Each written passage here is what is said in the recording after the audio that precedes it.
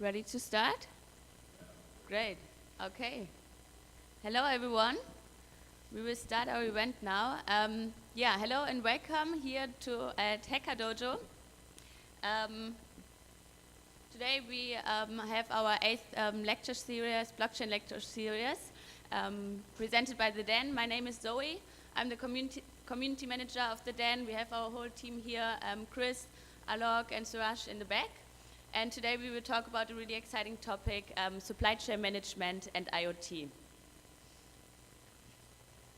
Yeah, as you see, we are here at Hacker Dojo, a really beautiful co-working space. Some words about the place. It's an event space, and you can rent it out monthly for a really good price. It's open 24/7. Some words about the Den, Decentralized Education Nexus. We are running this lecture series here to educate about blockchain technology. We have 2 programs we are offering about blockchain development and a program for business leaders, education about blockchain technology. We also partner with UCI and I do the slides, sorry. And just also got a great partnership with some universities. Now I want to thank our sponsors, Tech Futures Group, and hand over to Jerry, who will speak. You're welcome. You know how this works, right? No? Just click next slide. Oh, that's easy. Yeah. Yeah, I can do that. Thank you very much. I'm Jerry Barignano. I'm with an organization called Tech Futures Group.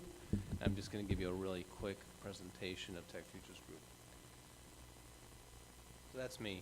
A little bit about my background. Now let me tell you a little about Tech Futures Group. We're a nonprofit that provides free business advice to tech companies. Our services are free to you. We don't take equity and we don't accept cash. We're funded by the Small Business Administration and also by the state of California. So everybody on our side gets paid. We're funded by the government. The way it works, first of all, the government wants us to do 3 things. One is help you raise money. In our world, that's mostly grants and equity, although we have done some loans or debt instruments, and then jobs and revenue. We focus on the first, on capital infusion, because we figure if you raise $1 million, you're going to hire people, jobs will go up, and you're also going to get to revenue more quickly, so get to market more quickly, so revenue will go up. So those are the 3 ways that we're measured. We're not an accelerator. So an accelerator offers space, we don't. Typically they have cash for equity, we don't. They have a programmatic element in many accelerators where they go through a lean startup programmatic element for 3 months or 4 months, we don't. And they have a time limit to how long you can be there. So at the end of 3 months, you come in with a cohort of other people or other companies. At the end of 3 months, you do your pitch day, your demo day, and you're done. With us, we will continue to advise you for as long as you're making progress. I was one of the founders of Tech Future Group. We were founded in 2012. I'm still advising companies from about 2014. So we'll stay with you as long as you're making progress. We work with companies from very, very early stage to established companies. So a researcher who's got an idea, technology that hasn't been fully formed or developed, no team, no corporate structure, all the way to a company that's been around for 10 years, so long as they're tech and they're small. Our sweet spot is small team, so it's not individual, beta product or better, with some understanding of the product market fit, because you're in a really good position to start looking for financing or for equity. We work, as I said, very early, so we help companies, and about friends and family, but we'll let them know what the pitfalls are there, all the way to Series A. Our sweet spot is, again, government grants, SBIR, government grants, which come in 2 phases. Phase 1 is $225,000, phase 2 is $1 million. So it's actually really a great grant program. They're grants, you don't have to pay them back. They're not debt. And then we do a lot of angel seed funding as well, in terms of we help people raise money. We don't actually invest. So the way it works is you apply to Tech Futures Group. If we like what we see, we review them. Edgar is sitting over there. He's the associate director. He and I review applications. If we like what we see, we pair you with an entrepreneur resident, serial entrepreneur who's had a good exit. They make the final review. Roughly a third to 40% of clients are accepted. And then they will introduce you to the specialty advisors we have, intellectual property, manufacturing, the government grant folks, and then a financial model. Somebody who'll build a financial model so you understand your business better. These are the areas and how many people we have. We pretty much cover, we're sort of like a business advisory board. We cover pretty much everything that you need to go to the next level, next step. So you're in the center of our world. These are the EIRs. They're all high net worth individuals. They're all investors. They've all had a lot of successes in small tech companies, typically more than one. And they provide strategic business advice, CEO level to CEO level. The patent attorney will explain to you the issues with regard to intellectual property. They don't prosecute a patent. They don't provide legal advice. But they do help you understand those issues. Manufacturing can help you with early manufacturing. Some of the EIRs have contacts in places outside the U.S. when you're starting to do larger manufacturing runs. Financial model guy who will actually build a financial model for you, and then the grant SBIR folks as well. And we give more time, obviously, to people or companies who are actually advancing. Give you an idea, last year, our company's raised about $40 million with our help. And they have to acknowledge this for us to put that number up there. They have to send us an email that said, yes, you helped. We worked with about 200 clients, and then 235 clients. Since the beginning of our founding, we've advised about 700 clients, and capital funding has roughly been 200 million. So anyway, check us out, techfuturesgroup.org. I'm Jerry, that's Edgar. If you want to chat with us afterwards, we'll be there in the back. Thanks.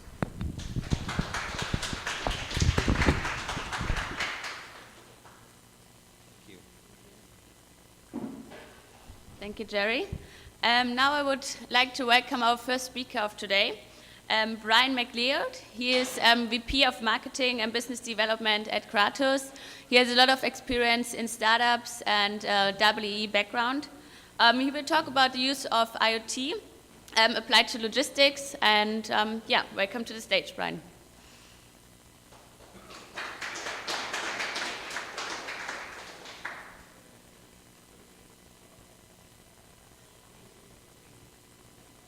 There's no presentation. Okay, cool.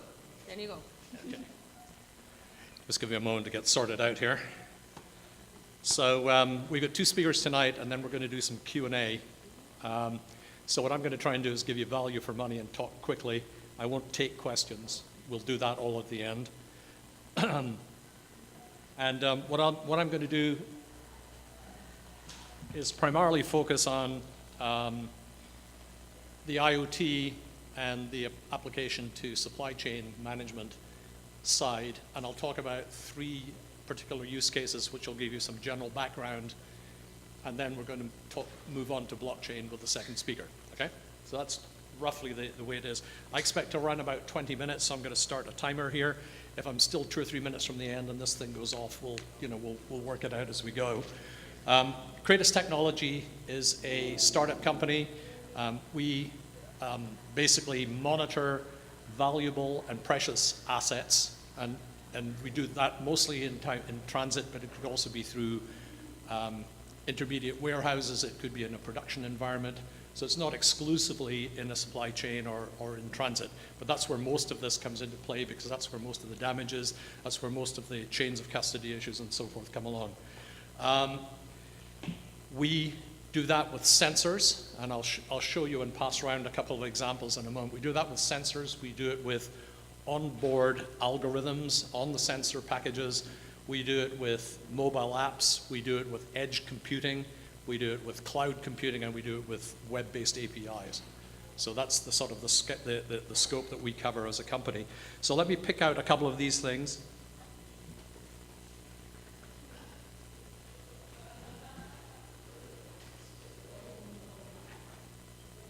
This is the first one here. I'm going to pass these around so you can handle them. The first one here is a production level device that will measure temperature, and it also has accelerometers in it, so it can do some other things, including some virtual sensors. And these are primary battery cell capable, and these will last for about 2 years and store about 2 years worth of data on board. Continuous operation, no battery exchanges during that time. This is a engineering level device. So this is a device that is running all the time. There's no sleep modes in this. It's gathering huge amounts of data. Usually you might be putting this on something that's a shipment of equipment that might be worth maybe $250,000 worth, and it's going to run for maybe 28 days. So it has a large battery in here because you're recording a whole bunch of different things where you don't know what you need until something goes wrong. In other words, you're constantly streaming all this information about the shipment, and then when something happens that's an event, like it got dropped off the back of the truck or a vehicle ran into it in the warehouse, then you want to start looking at what happened and how it happened. You want to start looking backwards, so you've already have to have captured the information. So that's why this is a very large guy by comparison with this. So I'll start these at the front here, if you just pass them up and down.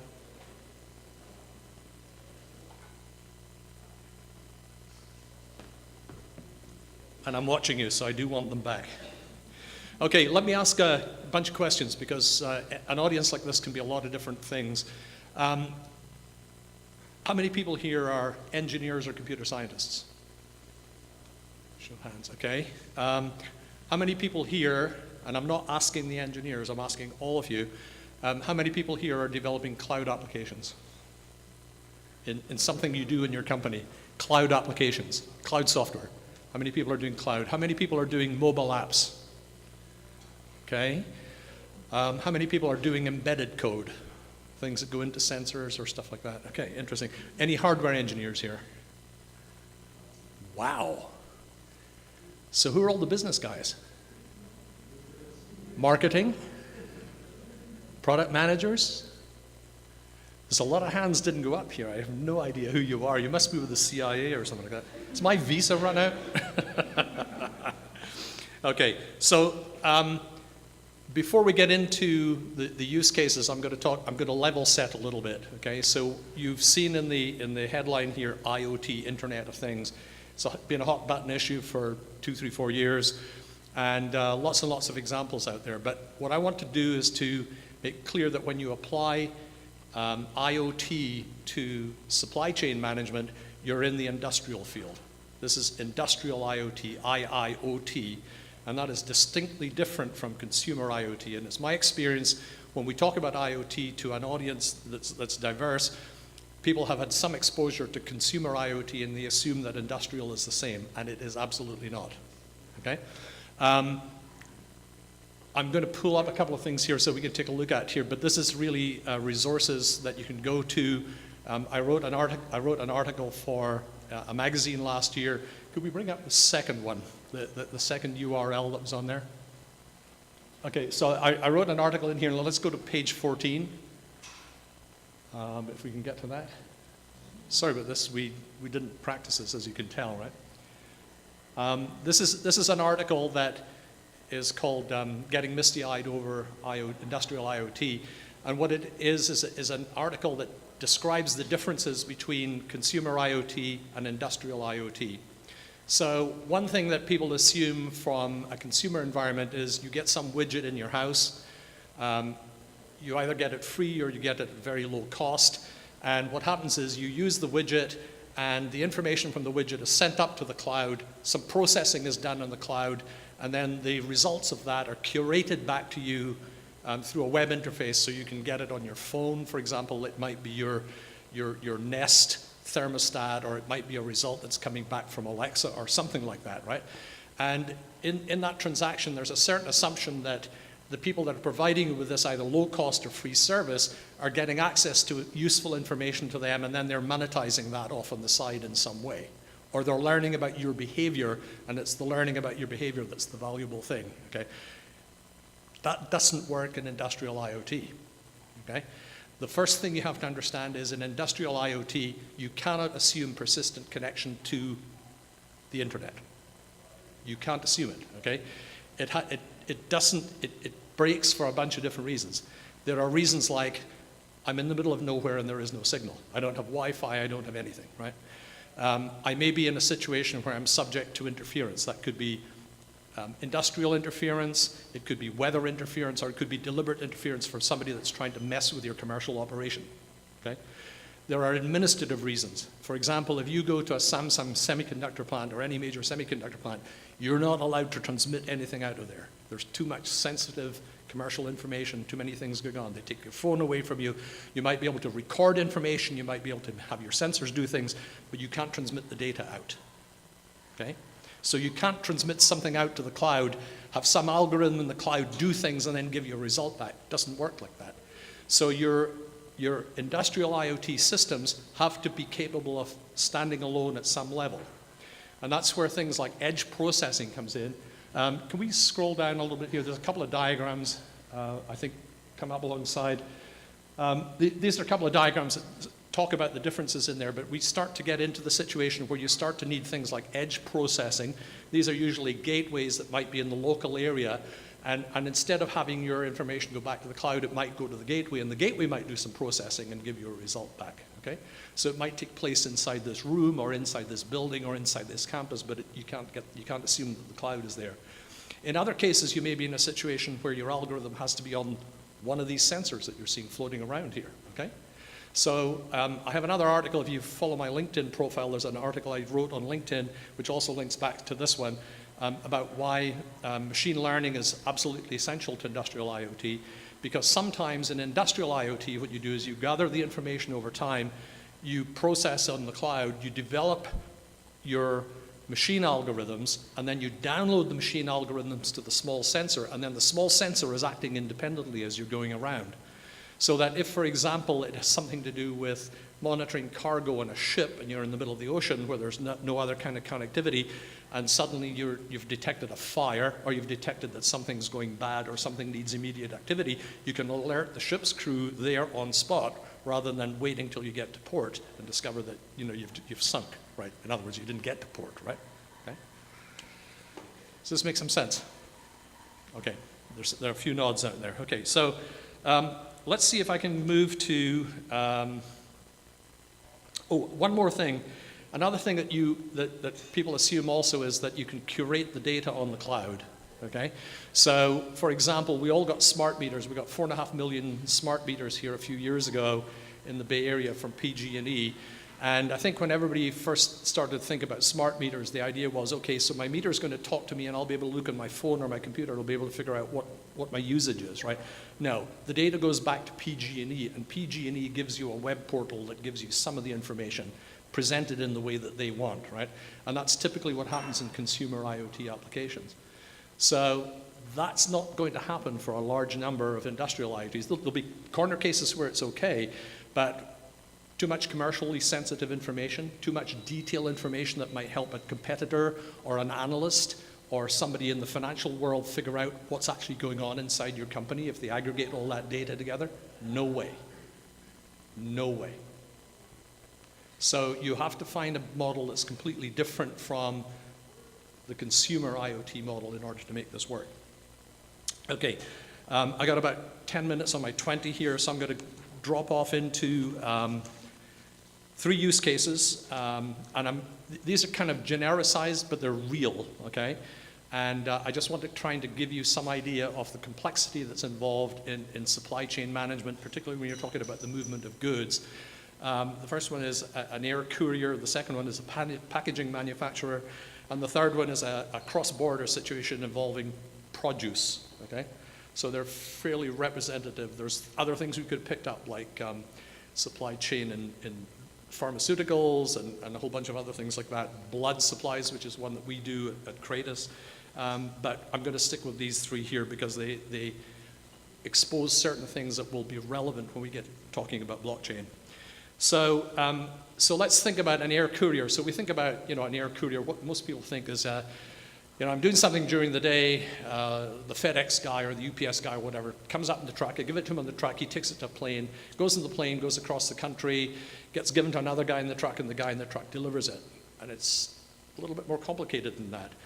So if we were sending something from this building to, say, New York, something in the suburbs of New York City, typically what would happen is the guy would come here with a truck. He'd take it to a local FedEx office. The FedEx office would do something with it. Then the FedEx truck would go from the office to the airport at San Jose. Then it would go into the building at San Jose. Then it would go on to the ramp crew. Then it would go into the aircraft and be flown to Memphis. Then it goes to another ramp crew in Memphis. It goes inside a warehouse in Memphis, and something more gets done to it. Then it goes to another ramp crew in Memphis. It goes on to a second aircraft, flies across to the next part. Then it gets off. It goes to another ramp crew in New York, gets into a truck. It goes to the airport sorting facility. Then it goes into another truck, and it goes to your local sorting facility. Then it goes into another truck, and it comes to you. That's 15 sets of teams and areas that have handled that, okay? Across 3 different time zones and across 3 different climate regimes, with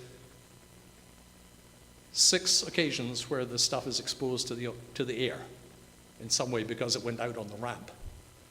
Now, I can tell you, for example, there's a huge amount of food gets wasted and drugs get spoiled because they sit on the ramp sometimes waiting for the plane for 6 or 8 hours in the blazing sun, right? Now, for most people, that use case is I'm just dealing with one person, FedEx or UPS or DHL or whoever it is, and it's just them, right? But they might be using subcontractors. Or give it to Amazon, and it's an Amazon original thing. It comes out of an Amazon warehouse. Maybe it comes from the post office servers in the last few miles from their central office right to me. So it's very complicated. If I'm FedEx and stuff's going wrong inside my system, I might be trying to figure out where in there it is so I know which team to go and correct. More training. Is there a piece of equipment that's broken that they should have that we've not given to them? Are they just bad guys and we need to fire them? Don't know, right? Second example, this is a company customer of ours who makes packaging. So their product is packaging and also the machinery to package things in very, very high volumes and all sorts of different things. So when they create a new product, obviously, like any other product, they test their packaging. So a typical test for them might be 4,000 paired shipments across the US for domestic release. So they'll have something that goes from Portland to Tampa, let's say. It'll be received in Tampa. They'll do what they do, then they'll turn it around, they'll ship it back to Portland. Another one will go from San Jose to Chicago. One will go from Portland, Maine to San Diego, and so forth. So 4,000 of these, right?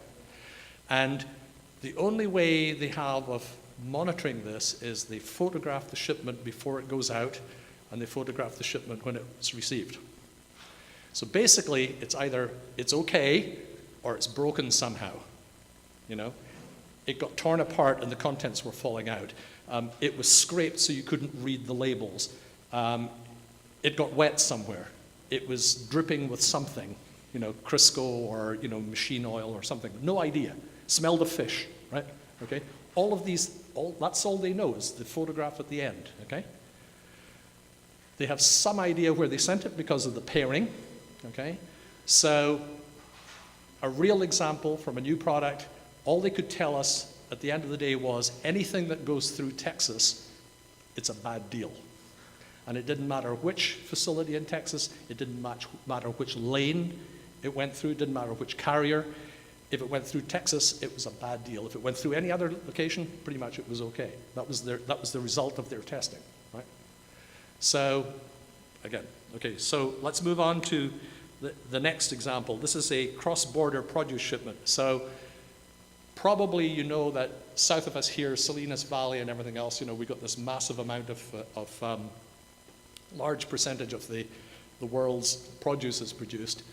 The companies that do that in that location, people like Driscoll's and others, they now produce in Canada, they produce in the Northwest, they produce in California, they produce in Mexico, they produce down in Chile. And if you look at the same thing of berries that you get in the supermarket at different times of the year, you'll see that they're sourcing the same berries and the same varieties from different parts of the world where they grow during that time of the year, okay? So things are very integrated now, also from the point of view of moving them around. So in this example, we have something that's been grown in Mexico, very high tech.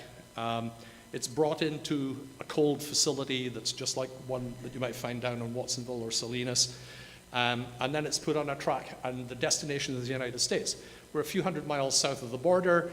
It's going to be taken a few hundred miles north of the border to another distribution center, okay? So what actually happens is the guy who's driving the truck drives about 10 miles down the road. Then he stops the truck on the side of the road. He gets out and he shuts the cold unit off. Then he drives across Mexico. He gets to the US border. He does his border paperwork and everything else. He gets through. He drives several hundred miles across the US and maybe about 100 or 150 miles shy of his destination. He pulls the truck over again. He now drains the amount of fuel out of the cooling unit that would be equivalent to what he would have used on the way across, and he hides it in the vehicle, and he turns the unit back on. And by the time he arrives at the distribution center, when they go in and check the temperature, everything is okay.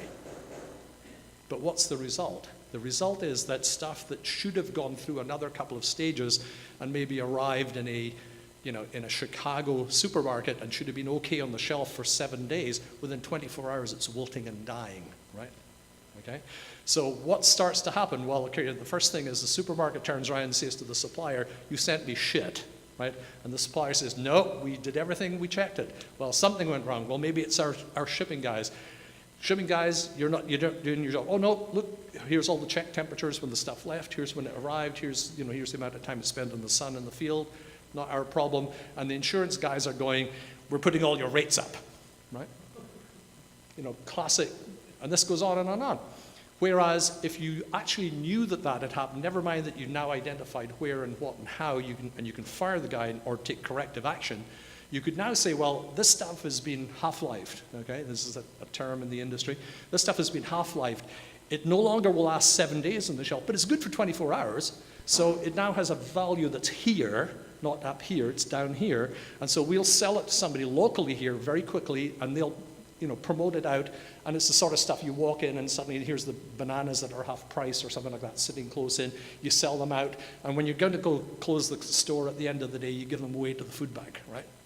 But there's some value restored in there and everybody understands what's going on. So these are some ideas where you get into things like chain of custody. Who had it when it went wrong? Who was responsible?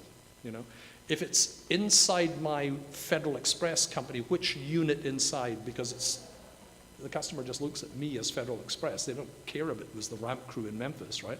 Okay. If I'm going less than load, which is a term of art for things where you don't have a whole trailer worth and it's going on this carrier maybe to Denver, and then it's going on a different carrier down to Atlanta, and then it's going on a different carrier from Atlanta to Miami, because all you've got is one pallet, okay? You've got a lot of people along the way, including the intermediate people who are responsible, okay?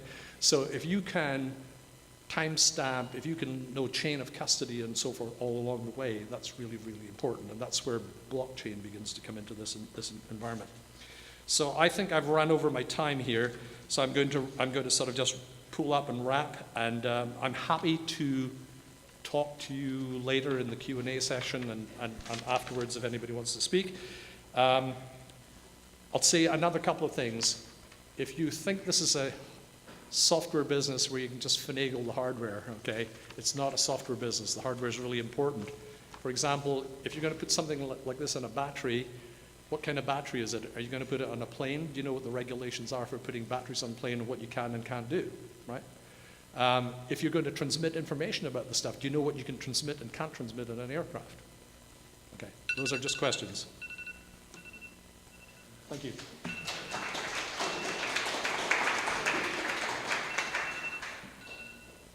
Thank you very much, Brian. We are going to have a 5 minutes break, and then we will continue with 2 more speakers. In the meantime, enjoy pizza and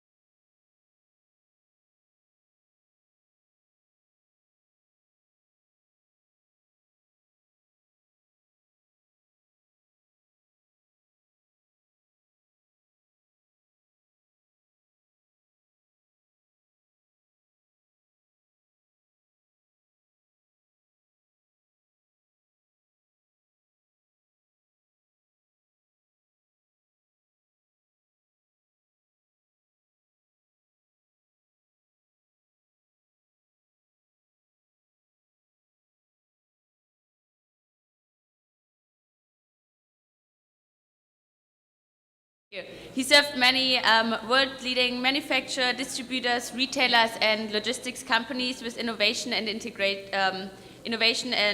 integration solutions. And he also delivered winning solutions for large enterprises and startups. Welcome, Kelan, to the stage.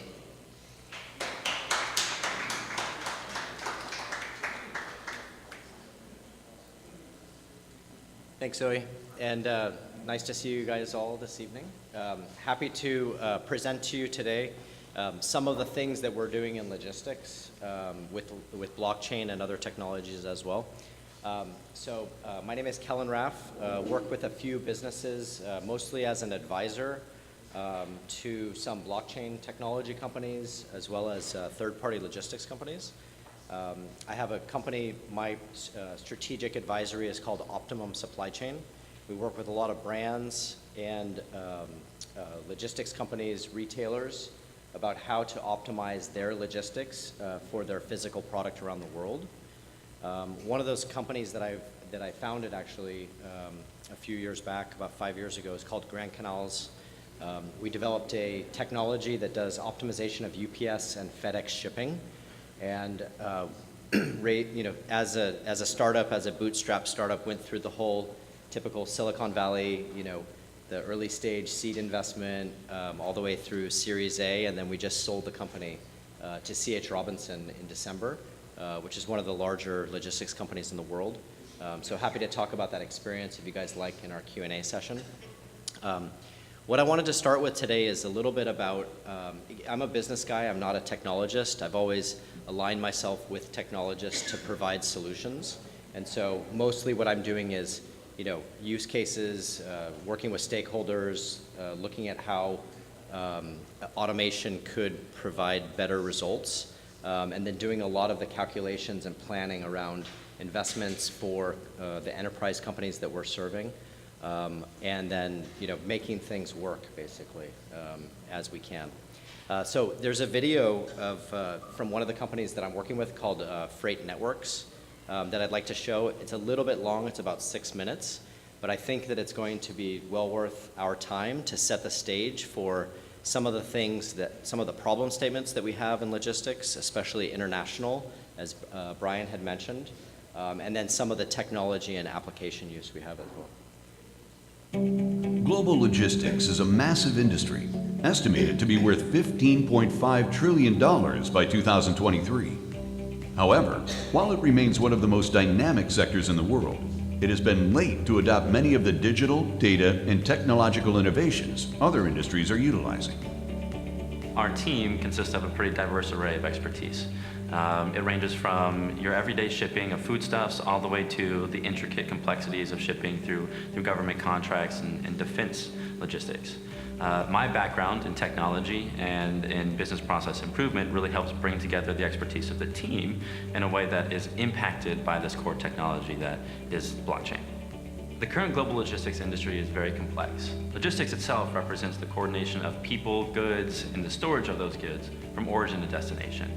It relies on a fleet of trucks, of ships, of planes, of trains, all working together to make sure your goods arrive on time and in the condition that you expect. But as a whole, logistics requires so many different people working together in a very concerted effort to be as efficient and cost-effective as possible. But right now it's incredibly challenging. Some of the biggest challenges facing global logistics are things like low adoption of standards, reliance on paperwork, redundancy of data, price manipulation, you have poor incentive alignment, and then at the end of the day, all of this does impact the environment pretty significantly. So our ecosystem gets hurt every time a truck drives empty. Our ecosystem gets hurt every time a piece of paper is printed way too many times than it should be. And really this all adds up. The amount of trucks that drive with empty trailers, I think the latest statistic is around 24 billion miles. And that really does add a lot of carbon to our ecosystem. With rising operational costs, labor shortages, and outdated paper-based processes, the current logistics model calls for more dynamic planning that can turn optimization into a continuous effort.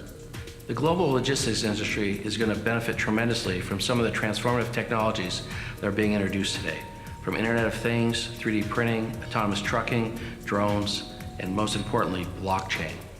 A lot of hype, a lot of promises around this, but what I can tell you is it's the convergences of those technologies where the greatest impact will be felt.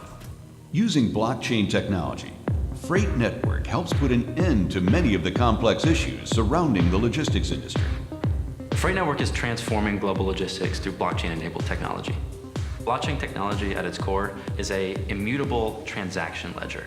So for example, I send you information about a shipment that's ready to be picked up. Well, that transaction between two people is permanently recorded in this distributed ledger, which means that if we were to shut down one computer that contained that transaction, maybe it's the one that you own, it would still exist in the digital world because there's another copy of it in another location. And so the fact that all of these different computers stay in sync about all the transactions of global logistics, we have this chained network of information stored in blocks that we're going to call the logistics blockchain. So all shipments share common components throughout their life cycle. The Freight protocol is really designed around these core requirements. It's meant to cover any shipment's specific needs. This set of standards, the suite of software applications that we're building, and precisely targeted incentive structures are going to provide benefits to actors throughout the supply chain. A great example is you're a truck driver, you have to do an international border crossing. If all your paperwork arrives in a digital format before you ever hit the border, you'll be able to sail right through. You'll spend more time driving, less time waiting. Building a reliable global network of participants, the Freight protocol offers users access to useful data, creating a more efficient operational framework. The Freight protocol is going to be adopted primarily through the use of a freight marketplace. The first applications of a protocol can be confusing for a lot of people, and so we're creating this marketplace as a means of showing the power of the Freight protocol.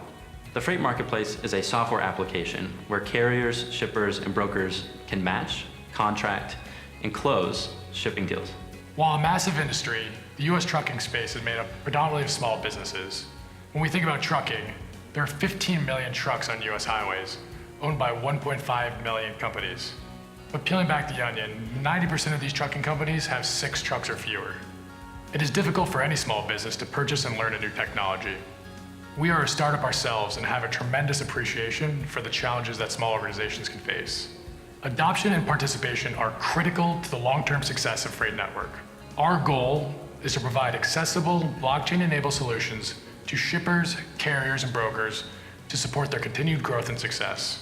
The Freight marketplace starts first and foremost with a best-in-class user experience. Some of the marketplaces I've personally been exposed to really don't focus on the ease of use of accessing their tools. On top of that, we're including a really robust identity management reputation system so that you know who exactly you're working with and you have access to historical performance. Something else that we're really proud of is our pricing and matching algorithms. We think that the data that the users will provide to us will give us an enhanced ability to match them according to the terms that they desire most. And then finally, we are competing as a lowest cost provider. One of the strongest differentiators of the Freight marketplace is that it'll be offered as a software product, making us one of the lowest cost solutions in the logistics space. The Freight Network has partners across finance, payments, track and trace, software development, machine learning, blockchain protocol, and more. We intend to have unprecedented levels of information flowing through the Freight protocol. So we're going to see things like parcel level information flowing through smart contracts. And these smart contracts will have really cool things built into them, like email triggers. They'll inform you when, say, a shipment is 3 miles away from your home. This level of service today can only be provided by some of the best and the biggest shipping companies because they have access to that data. And so the Freight protocol gives access to that information to everybody in the ecosystem. And now anybody can build on top of it. So the impact we expect the Freight protocol to have on the industry in the future is going to be manyfold. We're going to see truck drivers getting paid faster. We're going to see way more efficiency all across the supply chain, whether that's at ports, whether that's in distribution centers or warehouses. We're going to see quality of service improve, all because of the standards and the solutions that are built on the backs of the Freight protocol. For more information on this project, or to learn about partnering with Freight Network, please visit fr8.network. So I hope that was helpful for you guys to see some of the application use of the technology. And that's one of the things that I wanted to add on to the video here is some of the use cases that we're working on, which, you know, when you think about it from a startup perspective or from a tech perspective, you know, is it really going to change the world and make it a better place? Slightly. But you know, in such a large industry, that those small transaction values really add up a lot. For example, if you saw there about how many millions of trucks there are and how many millions of trucking companies, the driver pool constantly changing. There's about a 20% churn rate in drivers. And so onboarding these drivers with their driver's license and with all of their Department of Transportation and drug testing and all of this stuff is a huge, huge cost to the business. And it actually slows down the process of them, you know, recruiting and hiring drivers. That's one of the first applications that Freight Networks is developing, is a driver data lake, basically, where independent contractors, independent people can submit their information and then have that available to who they give permissions to go view that, so that it makes the sign up of that much faster. To give you an example of how bad it is, I don't know if you guys have heard of this tech company called Roadie. It's R-O-A-D-I-E, and it's basically Uber for packages. People can post that I have this podium that I need to ship. It's a kind of an odd size, and it needs to go to Las Vegas, and it needs to be picked up by this time and delivered by that time. And then there's a calculation that suggests a price of what should be paid for that. And then it goes out to the public. So anybody who has the Roadie application can see that demand and can be paid, you know, some money for what is assumed to be perhaps the trip they're already making, and that they can bring it with them. So I signed up for, they raised like $37 million a few weeks ago. And I've been watching the company a little bit and seeing, you know, what is this? I signed up as a driver. It's been already like 2 weeks, and they still haven't even processed the application and background check. But this is not uncommon. This is exactly what happens with all trucking companies. So being able to speed that process up through the new technology of blockchain really provides a tremendous value to all. So it's not just the trucking companies, it's also the shippers. They get more availability of trucking, and they get better pricing for that as well. And then within that application, it's not just setting the driver up, it's also keeping track of the driver's record and the shipping company, the carrier's record. And so that information is fed back to where we can actually start to provide ratings for drivers, a lot more information at the fingertips of those who need to make it. There were other technologies, not technologies, but use cases that were described here as well around cross-border and all of the paperwork that has to be submitted. You know, I don't know if you guys have heard much about the collaboration of Maersk and some other IBM blockchain, right? And some other organizations that have come together to say, hey, we have this very, very, very large problem. None of us individual companies can really solve this together. Let's make an association, let's make a collaboration, and let's bring this together as an ecosystem.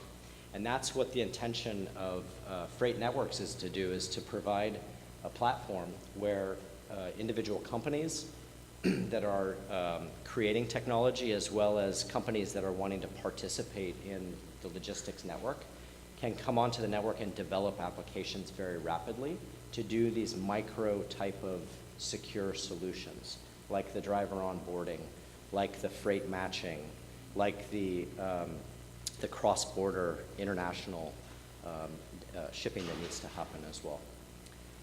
So I wanted to open it up for any questions, any ideation as well. I think that we had some time, I believe, Zoe, for Q&A.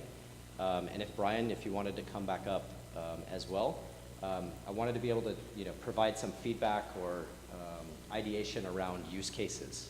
What are you guys wrestling with? What are you guys looking for in an event like this, and in the participation of the group as well? So I had one question. In your video, I think it talks about the great network of what immutable transaction ledger. Now, immutability comes from anonymity. So will the nodes be anonymous in the great network system? Who will be the nodes authenticating transactions? Who will be the nodes authenticating? Yeah, who will be the agents authenticating transaction for your ledger? Will they be anonymous or known? I'm not sure. I don't know. Because immutability is possible only when the nodes are agents which are in transaction anonymous. If they are known, you can use any distributed database system, like Oracle, SAP, or Paxos. Yeah, yeah. And there are a lot of use cases which we could describe and say, well, actually blockchain is not required for that. We could do that with current API and SQL and things like that. But yet, if you're going to build something, why not build it onto a new technology? That's something like... What if that technology is 100 times expensive? Oh, yeah, yeah. So blockchain is... Yeah, absolutely. Blockchain is 100 times more expensive, or 1,000 times more expensive than a simple distributed database like Paxos or Oracle distributed databases. Right, right. The challenge becomes in the supply chain space, we really want to share only very, very specific information and not, and to happen very, very rapidly. And so that's one of the benefits that we have. But of course, the cost is going to come into it as well. And so those applications which have a higher cost will take longer to develop, that's for sure. So what we're now looking at doing is focusing on these micro applications where there is not this application today, but it can be developed very, very rapidly and can be implemented very rapidly as well, and then built on top of. Yeah, so what blockchain are you free to use it? Is it a public, private, POS, POC, POW? What type of chain? Because that matters greatly from a perspective of understanding the technology and the underlying piece, because centralization versus decentralization is not backbone. Yeah. I would be dying. Yeah, I'm not on the technology side of freight networks. I'm more on the go-to-market from a business perspective. I don't know, some of you guys had known freight networks. Do you guys know the answer to that? Oh, yeah. Wait. Yeah, that's what I saw too, but I didn't know if they were just presenting or if that was actually what you're using. Yeah. There's a huge difference between presenting at a conference that's like ETH or something like that, as opposed to be easy and not using ETH. Yeah. Give me the question again. What blockchain are you using? Okay, I'll get the answer for you in a second.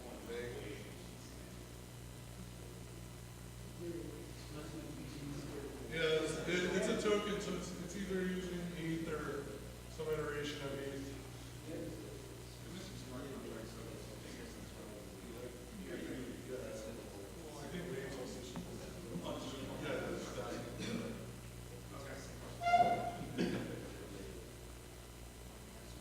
So one of the reasons I was also very interested to come meet the group and speak to the group tonight was also to hear different use cases that you guys might be ideating and struggling with. Are there any that you guys are working with at all today in logistics or supply chain?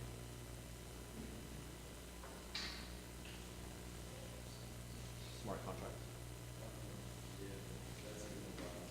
Yeah. So also in the video you mentioned iteration of, and after that you also hit it on the fact that a smart contract can execute email. I have 100,000 questions about that because there are some technical barriers to that, and I'm really interested to see what they're doing. Yeah. Because they're just hosting an API that's literally just reading for transaction execution. It's not really using a blockchain to send an email, it's just using a trigger. So I was just really curious. Yeah, yeah. Can you get in And touch with I think, what's that? I need to get in touch with the technical guy. Oh yeah, for sure. I'd be happy to introduce you. And it is healthy, for us to hear also, from your experience, because it is a very young company, has got some great momentum, but at the same time, we do have obviously technical challenges. We want to develop the solution that is going to be the most adoptable within the market. Did Freight do an ICO? Did we? Freight do an ICO? Yeah, they did recently. Yeah, they're ICs. Yes. Why didn't you go the route of traditional software investment versus ICO if you're building a protocol such as that to typically if you're solving a large scale problem and you can produce an MVP or something like that that an insurance company or someone else would look at, you traditionally would not have to go through the tokenization process. So were you part of the decision to ICO or not? No, I wasn't. Okay. No. All right. Yeah, I'm not representing the company necessarily. It's more, I'm working as an advisor with the company recently, but I wanted to present it as as what is, where are the developments happening and for what purposes within the market, but not only to talk about freight networks, to talk more about generally supply chain and logistics as well.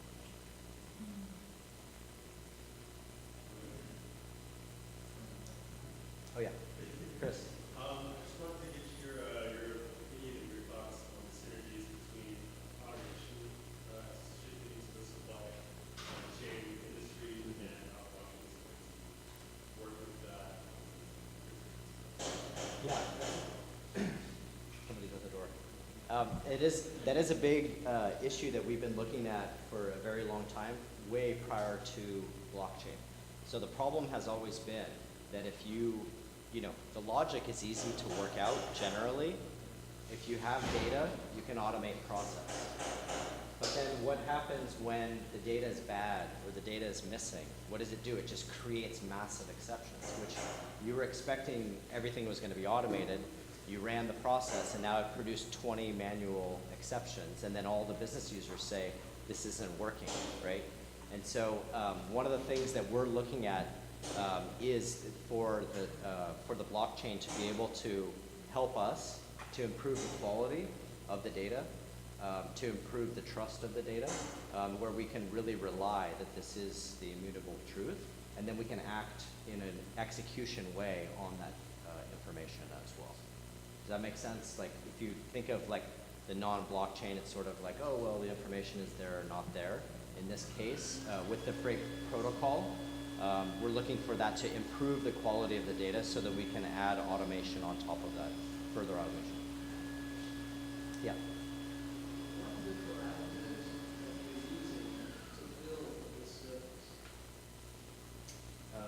The parameters.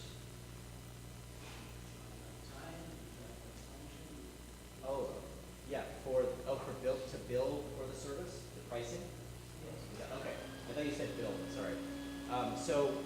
For the first application that we have is about carrier rating.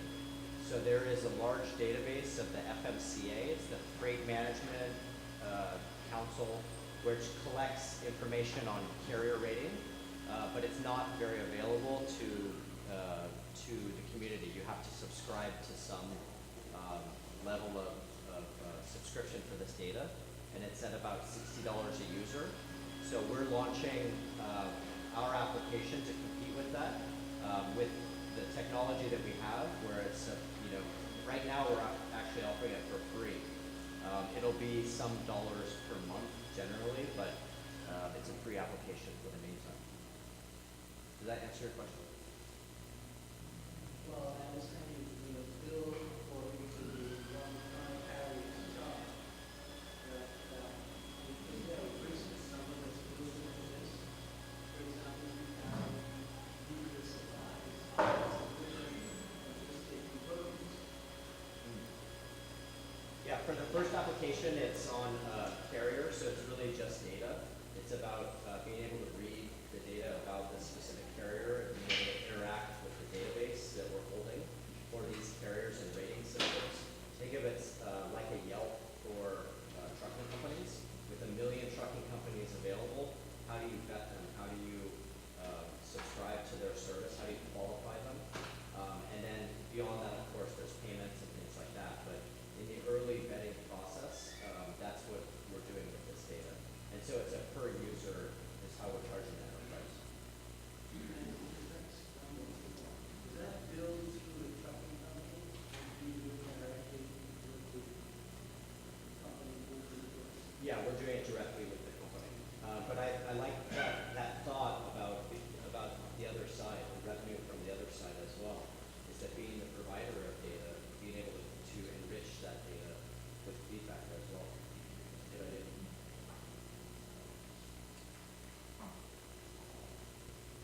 Okay. We will open up for some more questions afterwards, but we have one more speaker. Thank you, Kelan.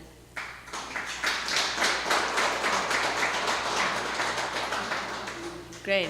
Yeah, now I would like to welcome Tamara Sanchez. She's community liaison for BurstCoin and marketing strategist at Cratus, and she will also talk about some more other use cases in blockchain and supply chain management. Thank you. Good evening, everyone. My name is Tamara, and I am the community liaison for Burst, like she mentioned, and I also do marketing strategy for Cratus Technologies. Cratus Technologies has been tapping into the blockchain because some of their customers would like the mutability of what can be stored in there. They also have sensors that not many companies do, and they inform you whether there's shock, whether a condition has changed, whether the temperature changed, or if something dropped. So if you were delivering meats or goods, or even hearts or bodies, because of transplants, you would know if a condition changed when that happened. And if you put something like that on the blockchain, it could also help you with logistics and keeping track of information, and any of the parties involved would be able to find out whenever a condition changed. So they have been using Burst, and they chose to use Burst in their project because of Cloudburst, and it's an area in which you can store information of the transaction or whatever changed according to the sensor, and any party would be able to view that information. And since Cloudburst only uses a percentage of Burst in order to be stored, it's a more affordable solution for something like Cratus to store this type of information that would remain on the blockchain forever.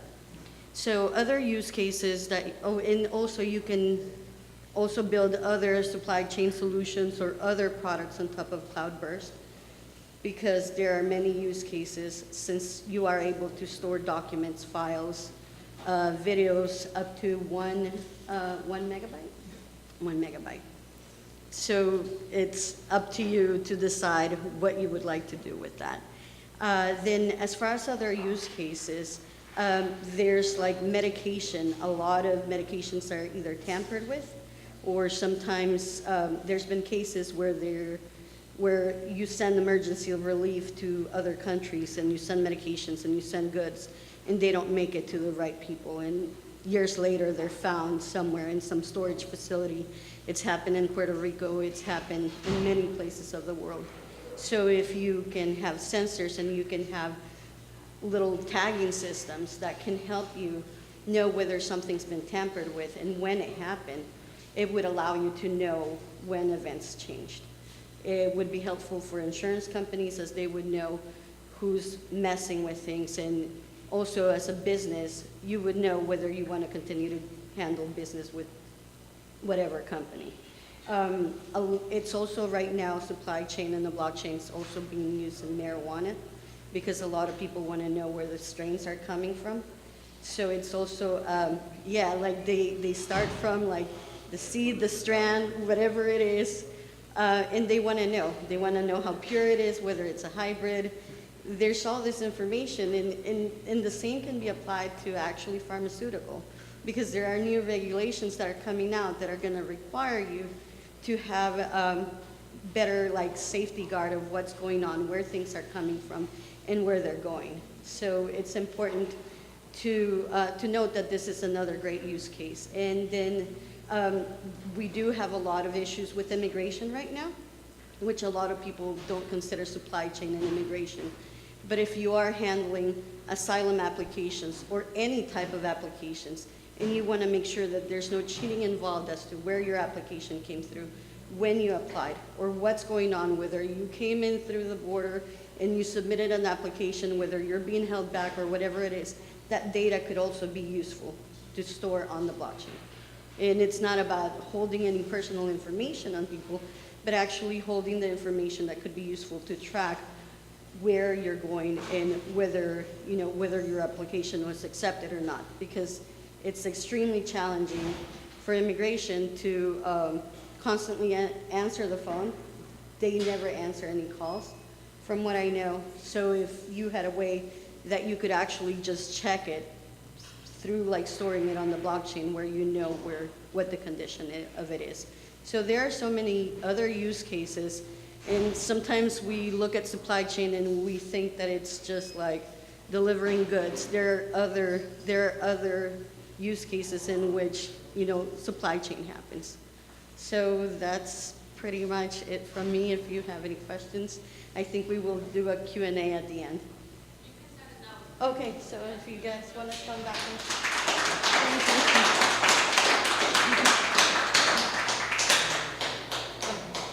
We can open up for Q&A now.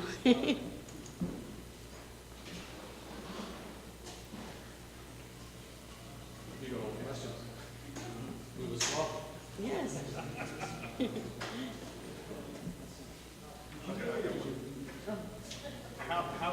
What are some steps your companies or projects are doing to control input bias? You know, garbage in, garbage out. You know. That's a good question, right? So I don't know if everybody got that. He's asking what happens if you have garbage in, right? In other words, you've got all this wonderful stuff in the blockchain, but what was put into the blockchain and now is immutable in there was flawed to begin with. And I'll give you a real example of that. Transactions often have timestamps on them, right? And the timestamp will tell you something about what was going on around that time. Well, what if the time's not accurate, or what if the time's been messed with, right?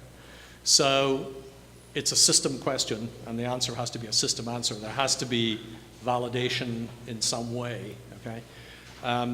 At Cratus, sometimes there are things that we do that are proprietary methodologies.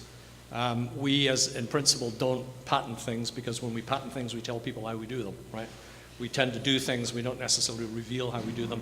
Sometimes it ain't rocket science, you know, we're just doing something and we just don't want to make it obvious. Sometimes it might be something that could be patented, but when we patent it, if we're looking to live off that IP, what we've just told everybody is how we do it, so they can now work out how to engineer around it, right, okay, without paying a license. So we tend to keep that fairly close to our chest.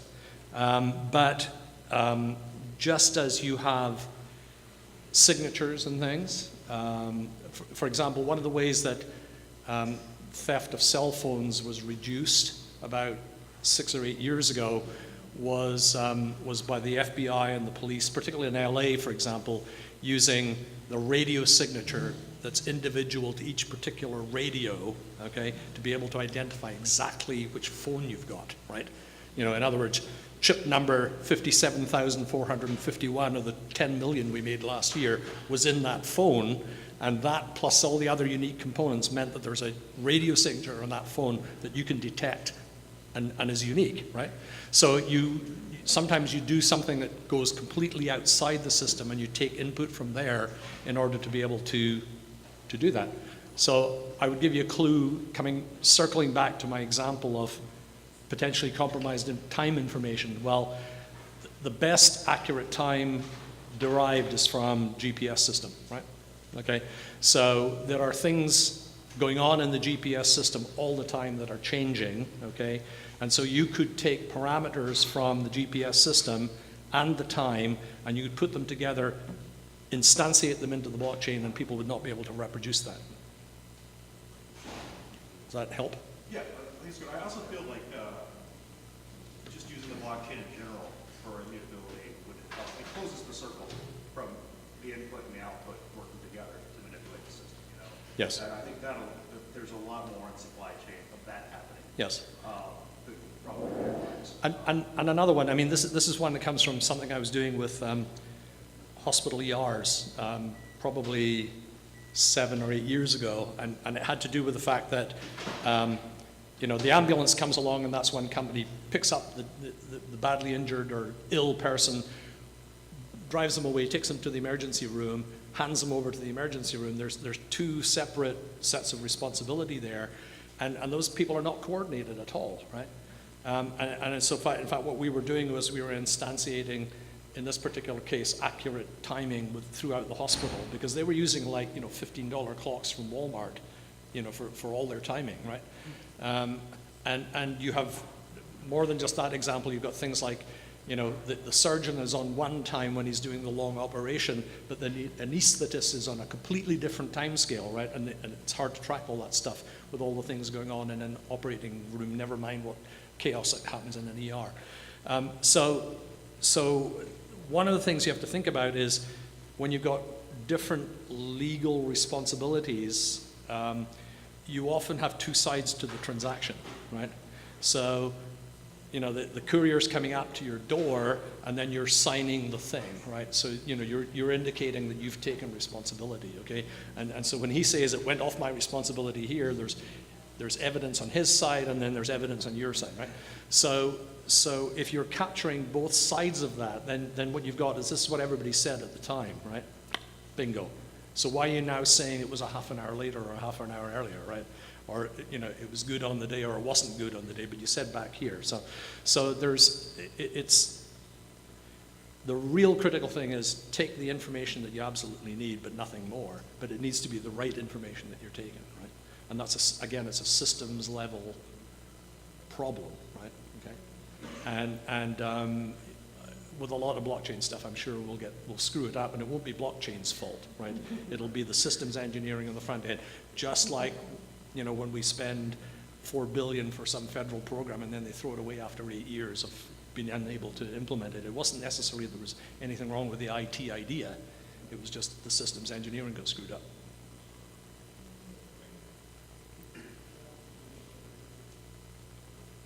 It's a tough issue. The quality of the data and how things can be manipulated, and the more it's trusted, then the more incentive that there is to fake it. And the only way you can avoid the fake problem is when you have convergent evidence.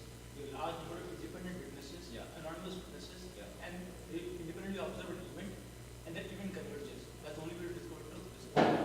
So blockchain is not a measure to ensure this. That's only possible by having it. It's more enabling, not ensuring, right? Yeah, it's just a mechanism. It's not a technology. So unless you have independent witnesses, blockchain doesn't work. Blockchain by itself doesn't ensure. Correct.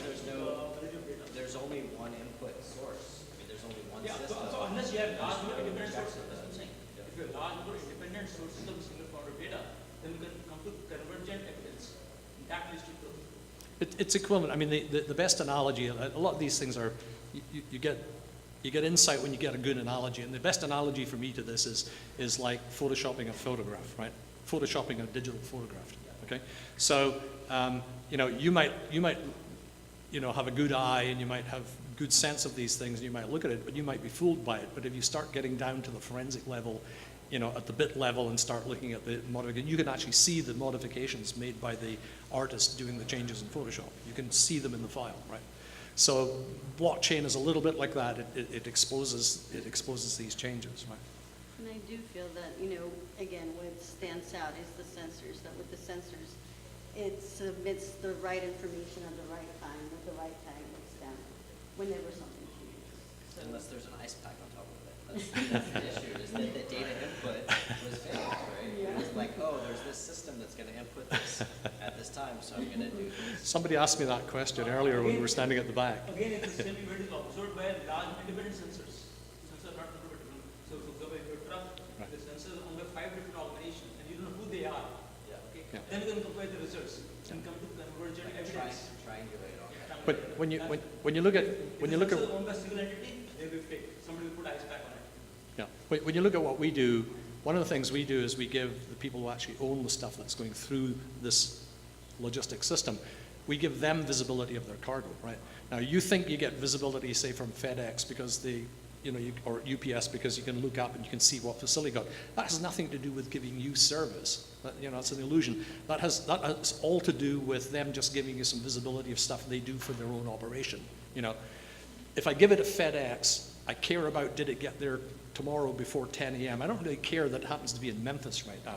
As long as I'm trusting them, for the most part, to do the right thing and to get it to me on time, you know, I care if they're going to be late on that 10 a.m. delivery because maybe it's a part that I'm waiting for something critical, and if it comes at 2 o'clock in the afternoon, I have to disappoint my customer because the part wasn't there in time, so I didn't finish the job in time, right? But the fact that the FedEx guy on the ramp dropped something on it when it was going through the hub in Memphis, okay, there's no visibility of that, right? Now, with these sensors, for example, that we do, a customer can have complete visibility of that, and FedEx maybe doesn't even know that you're looking at it, right? Okay?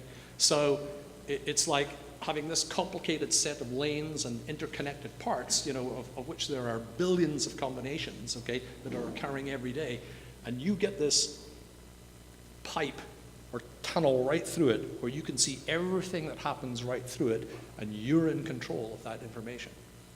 And at the more automated level of those, sometimes what's happening is the information about the last truck shipment has been automatically taken out of the package, okay, when it arrives at some intermediate point.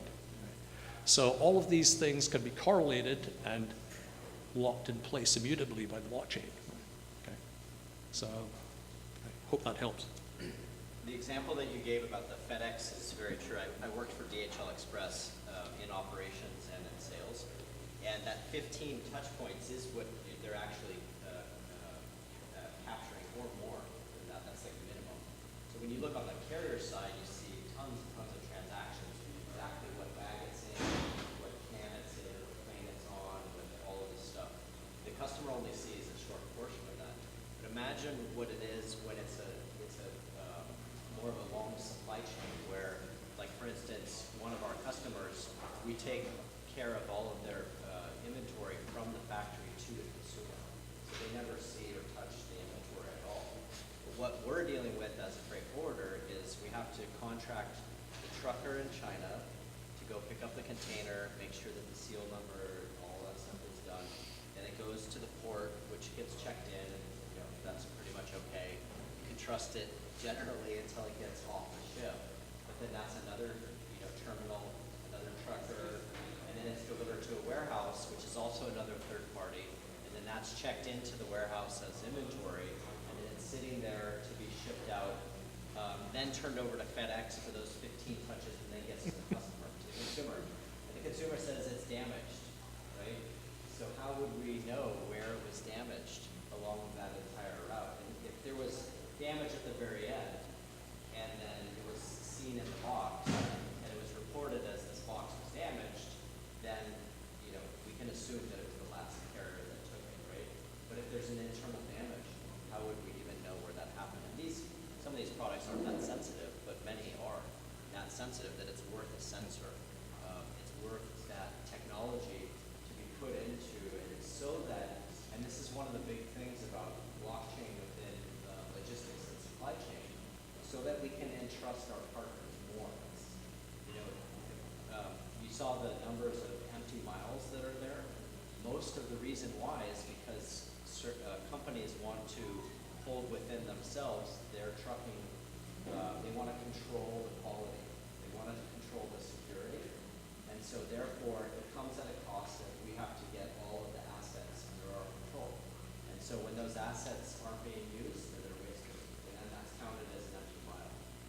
But if we could actually entrust in more of the ecosystem, then we could lend that unit, that container out, that truck out, that whatever it might be that's being used in logistics in more of a collaborative way, more of a crowdsourced manner of capacity, to be able to still track all that complexity that's in one container. Just one container could have 50 different companies worth of product. If it's going from New York to LA, it doesn't really matter. It's not even a stop along the way. Why would we ship that with 50 different companies when it could go just with one container and come point to point? And so that's what we're looking for, is those efficiencies that can be gained by being able to protect the transaction that's happening in logistics. So that sharing model, in some industries, they're not permitted to share. For example, it's a pharmaceutical companies, they're not permitted to allow any other type of packaging or any other type of merchandise on said truck, playing their anything. How are you planning to tackle that? Just curious. Oh yeah, that has to be, it's a compliance issue of the shipper. So they're the ones who are responsible to work with their partners and follow. There's collaborative compliance that goes back and forth. Like we don't handle any pharma stuff at all because of the temperature control issue, because of the value, because of it's just a very, very, very specific business. We do much more on the consumer product. Kind of right up my alley. I'm a shopper. Oh, I'm not- you're a yes, consumer? Yes, I'm a consumer, and oh my God, I have so many issues. I could tell you so many stories about packages or me having to go pick them up from the stations, just because there's been drivers that can just scan and say, an attempted delivery, except I can see them just driving off. And you have no idea how often that happens, where packages being tossed or chucked, and it's incredible that, you know, in a lot of times, like places like UPS, FedEx, or all the other shipping companies, they don't know exactly what's going on. Why?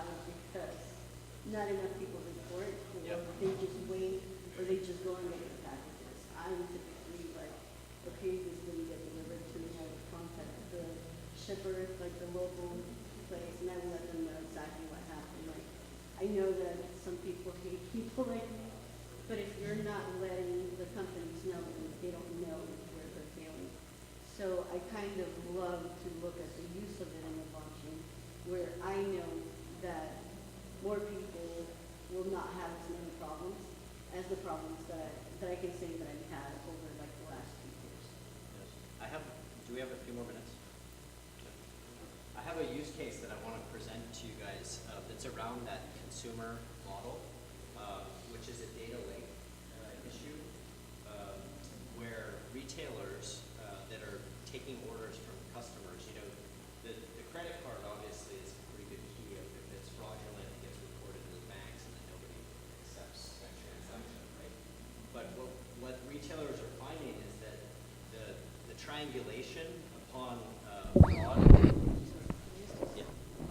the triangulation upon fraud is actually delivery addresses for the physical, right? I mean, you can buy a download or whatever, but yeah, so it's where is that package going?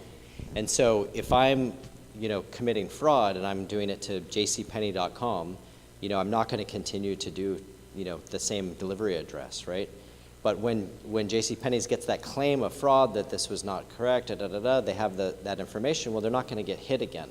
But every other one of the retailers will with that same address. And so what we're ideating right now is, what if we could take every retailer's orders that they're wanting to place and check it against a fraud database in real time? Now, obviously every retailer doesn't want to share their consumers, so there needs to be a third party. Well, why don't we be that third party? How can we secure them? Yeah. So that says, hey, when you've got an order in your queue and you're about to process it, just ping it against the database. Now what happens is that there's a USPS address correction database. Almost every single shipping system uses that to check whether it's a valid address. We would be the fraud checking. And then, of course, whatever the response be, you know, we could flag it with different levels of how many times it's been reported, or the value of loss, or different metrics, because many retailers may say, hey, no, I know this customer. But they could use that information to say, hey, there was a flag here. What do you guys think?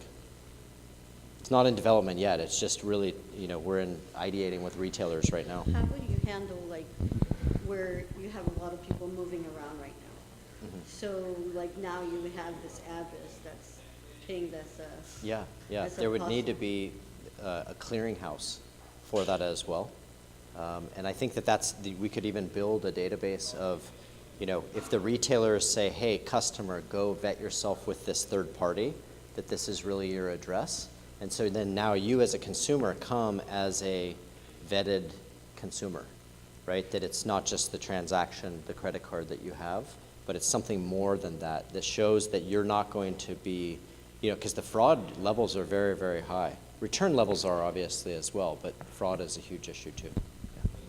Yeah, so the question I have about that is, what do you do about the big giant chart if you just pick it on yourself? Because now every hacker in the world wants that database. They don't care about everyone else. Now they want that one. because what do you do about that?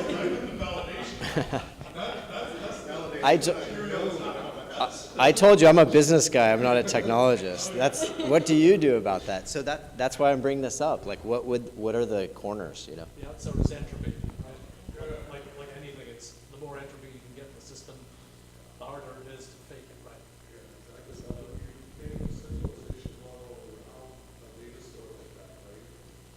You definitely become target. Mm-hmm. And not a small target, a very large target. Mm-hmm. That's why PayPal gets sent hundreds and millions of attempted attacks every day. That's why every bank in America does that. Every bank in the world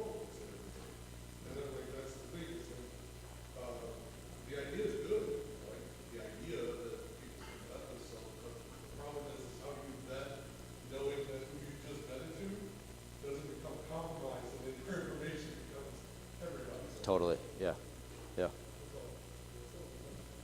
How do we?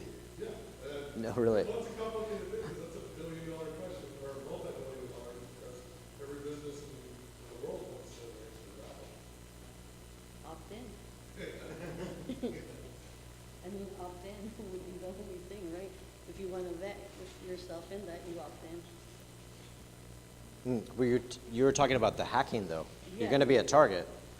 Yeah. So how do you get the? Database. Yeah. Basically, so what you would have to do is you would have to determine, and, well, I mean, that's for deeper conversation we can have, because I don't want to work with whatever, properly secure API and break down. Think about it. Yeah, for sure. There's a several process that have to be applied, but, I mean, even then, you're still, Maybe some other verifiable method that wouldn't be the address.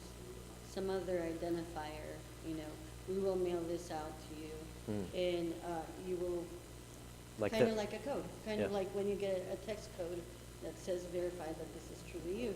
So if you mail it out, then that person can text something, then you don't have to be disclosing what the address is, but you can say X works. or Maybe. verify based on the fact that you receive, confirmation of the address of that. Yeah, yeah. Because what happens if also, say for example, hypothetically for a fraud case, right? This happened in the 90s, it happens today too. What happens if you know your neighbor's not at home during the day, and people have packages shipped there, like many fraud cases, someone else in, by their nature have no idea what's going on, but by the time they get home, the package is gone. They don't see them, they Yeah. have zero idea. Totally. So there's multiple factors you have to look into this case. Yeah. Yeah. Well, but now we have next door and those doorbells with the camera, so they will catch you right away. We hope. They will know it was you. We'll still be mining that video data like 10 years from now, prosecuting people for catching them later, right? Like we haven't done it yet. The technology's not there, but it will be, right? Well, there are some Jay. women that go chasing after people, or some other people that chase after package thieves.